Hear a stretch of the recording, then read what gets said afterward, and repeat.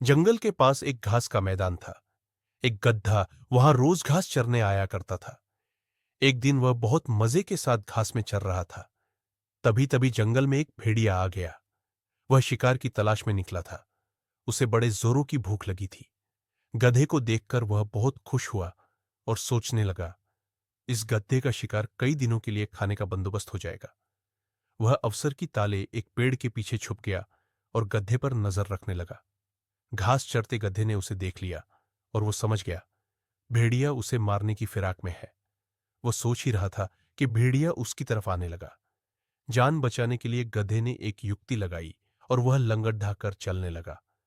उसे उसे यूं लंगड़ाकर चलते देख भेड़िया ने पूछा, क्यों, क्या बात है? तुम यूं लंगड़ाकर क्यों चल रहे हो? क्या बताएं भेड़िया भाई, मेरे पांव में कांटा चुभ गया है।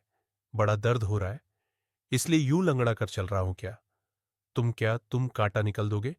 चकित होकर बोला कि मैं जनता हूं, तुम मुझे खाने की सोच रहे हो, मगर जैसे तुम मुझे खाओगे ये कांटा तुम्हारे गले में उतर जाएगा, इसलिए इसे निकलना जरूरी। भेड़िए ने सोचा, गधा सही कह रहा, खाते समय बेकार की मुसीबत क्यों मोल लूं।